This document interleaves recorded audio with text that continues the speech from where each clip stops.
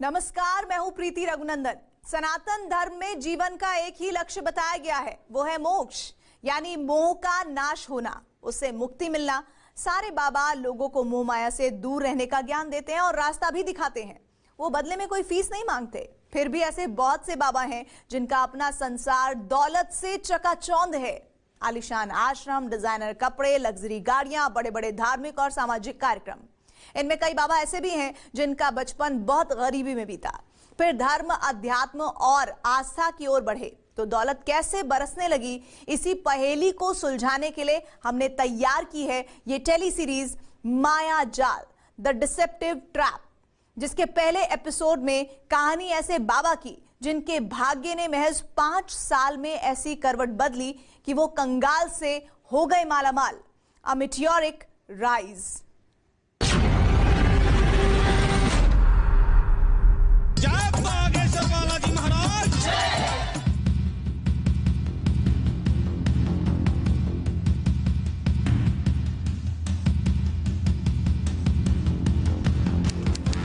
30 जून 2019, गढ़ा गांव, छतरपुर, मध्य प्रदेश।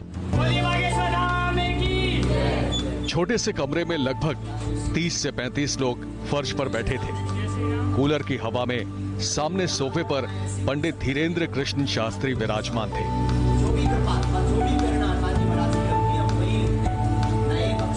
उन्होंने एक बुजुर्ग महिला की पर्ची लिखी, समस्या बताई। कृपा होगी, आशीर्वाद। पिछले कई वर्षों से परेशान है, मकान के पास नीम का पेड़ लगा है, कृपा होगी, आशीर्वाद। स्थान पर दोष है जिस कारण से कलह बनता है। और आस्था से नतमस्तक महिला ने अपने छोटे से पर्स से नोट निकाला, शायद 10 रुपए का। उस वक्त धीरेन्द्र कृष्ण शास्त्री यानी आज के चर्चित बागेश्वर धाम सरकार का दरबार ऐसा ही हुआ करता था और दक्षिणा या चढ़ावे की रकम भी छोटी ही होती थी। लेकिन धीरेन्द्र कृष्ण शास्त्री के सपने बड़े होने लगे थे। 3 महीने बाद 26 सितंबर 2019, गढ़ा गांव, छतरपुर, मध्य प्रदेश।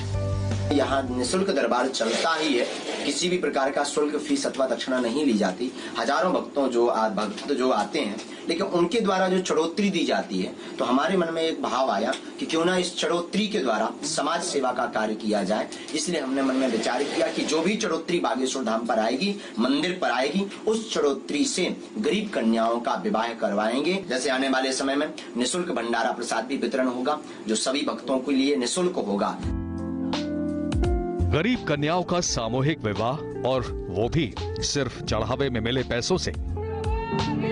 धीरेन्द्र कृष्ण शास्त्री के इस दावे पर गढ़ा गांव के लोगों को ही भरोसा नहीं था। हैरानी भी थी कि धीरेन्द्र कृष्ण शास्त्री इतना बड़ा संकल्प कैसे पूरा कर पाएंगे, जबकि वो खुद लोगों को बताते रहे हैं कि अगर 9 साल की उम्र में उन्होंने पूर्णिमा और अमावस्या पर घर घर घूमकर सत्यनारायण की कथा न सुनाई होती तो घर में चूल्हा जलना मुश्किल था। पापोऽहं पापकर्माहं पापात्मा पापसंभवा त्राहि मां परमेशानी सर्वपापहरो भव। 19 जनवरी 2021, गढ़ा गांव, छतरपुर, मध्य प्रदेश। बड़ी भिक्षुक मैं जीवन रहा, भिक्षा मांग करके पूरे गांव में और भोजन में परिवार चलाना करते थे। उस वक्त हमें स्मरण में है, आज भी एक कुर्ता हम रखे हैं, एक कुर्ता को हमने 1 महीना पहना होता है। रोज रात को हम उसको साफ करके, यहाँ पर एक चीप डली रहती थी, यहाँ एक चीप बनी रहती थी, वो चीप में जो है कुर्ता को साफ कर लिया, एक यहाँ से वहाँ तक तार था, तार पर सूखने के लिए डाल देते थे। 5 रुपये सत्यनारायण, 5 रुपये सत्यनारायण, 11 रुपये, 500 रुपये। गुर्बत से दौलत और शोहरत का सफर कैसे शुरू हुआ, इसकी कहानी भी आप धीरेन्द्र कृष्ण शास्त्री की जुबानी सुन लीजिए, जिसे उन्होंने लगभग 12 साल तक अपने दिल में दबाए रखी थी। 5 जनवरी 2023, बागेश्वर धाम, गढ़ा गांव, छतरपुर, मध्य प्रदेश। पहली बार जब हमको श्री सन्यासी बाबा के दर्शन भये, तब हमारी अवस्था लगभग 12-13 साल की। दर्शन यूं हुए कि पूछो ही मत। पहली बार यज्ञ करवाई, ठीक ठाक रुपयों की व्यवस्था नहीं थी। भगवान भरोसे उस वक्त बागेश्वर धाम पर ज्यादा भीड़ नहीं आती थी। मंगल शनिवार को 50-100 लोग, क्योंकि दादा गुरुजी का शरीर पूरा हो गया था। तो दादा गुरुजी के जाने के बाद में फिर 2-4 साल तो हमारी बुद्धि ठीक नहीं रही। पहली यज्ञ कोई अनुभव नहीं, लोग जुड़े नहीं थे, आर्थिक स्थिति हमारी ठीक नहीं थी, और हमने बिना विचार किए गुरुजी को प्रसन्न करने के लिए यज्ञ ठान ली। आसपास के गांव में पर्चा छपवा दिए, पर्चा बट गए, यज्ञ प्रारंभ ही हो गई।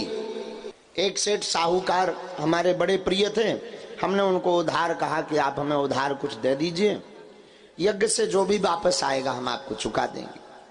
उन्होंने मानवता के नाते हमें लगभग 2-2.5-3 लाख का सामान दे दिया। हमने जो है रख लिया, यज्ञ प्रारंभ कर दी, दिव्यता के साथ यज्ञ होने लगी। रामलीला भी चित्रकूट से आई थी, कथा हम स्वयं कर रहे थे। आचार्य जी बनारस से थे, खूब ब्राह्मण 18 पुराण बांच रहे थे, 18 पुराण करवाए। जब यज्ञ का विराम दिन आ गया तो गांव वालों ने बैठक की कि महाराज जी पूरी सब्जी का भंडारा करेंगे। हमें ये लग रहा था कोई दानी दाता आएगा और पैकेट देगा। ऊपर एक लाल चिट्ठी रखी थी, उसमें लिखा था जय सिया राम, और जब गिनती की गई तो हमें 2 लाख की जरूरत थी और 2,85,000 रुपया उसमें मिले थे। उसके बाद धीरेन्द्र कृष्ण शास्त्री को कभी पैसों की कमी नहीं हुई। छोटे से कमरे में कुछ लोगों के सामने लगने वाला दरबार अब लाखों की भीड़ में बदल चुका है।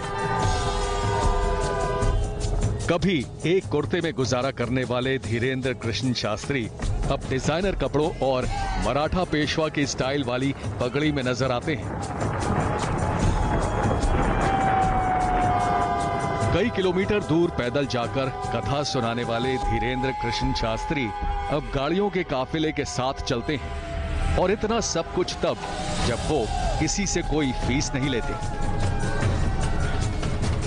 बागेश्वर धाम सरकार के पास हाजिरी लगाने वालों को खाना भी मुफ्त खिलाते हैं। तो क्या धीरेन्द्र कृष्ण शास्त्री को सन्यासी बाबा की कृपा से हर बार कोई रहस्यमय और गुमनाम आदमी रुपयों से भरा बैग दे जाता है?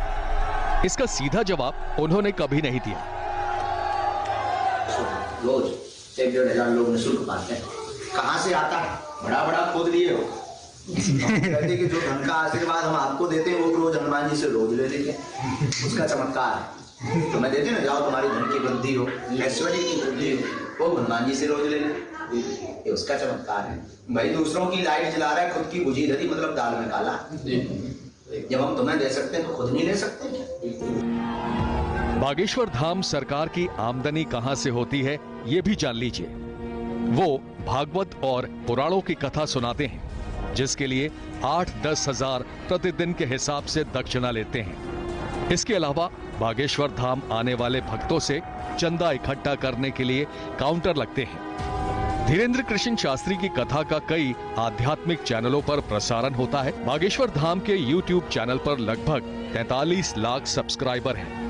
पैसे वहां से भी आते हैं, लेकिन इतने पैसे कि उससे लाखों लोगों के लिए भंडारा चलाया जा सके, हर साल 100-125 कन्याओं का विवाह कराया जा सके, और उन्हें गृहस्थी के लिए पलंग, ड्रेसिंग टेबल, बर्तन का सेट और दूसरे सामान भी दिए जा सके, ये बाबा के विरोधियों के लिए पहेली है और भक्तों के लिए चमत्कार, जिनसे धीरेन्द्र कृष्ण शास्त्री ने बागेश्वर धाम में कैंसर अस्पताल बनवाने का वादा कर दिया है। जानते हैं उस अस्पताल का बजट कितना है? पूरे 300 करोड़। बागेश्वर पीठ ने यह निर्णय लिया कि अब मंदिर का निर्माण नहीं, हमारे गुरुजी बोले अब कैंसर हॉस्पिटल का निर्माण होना चाहिए।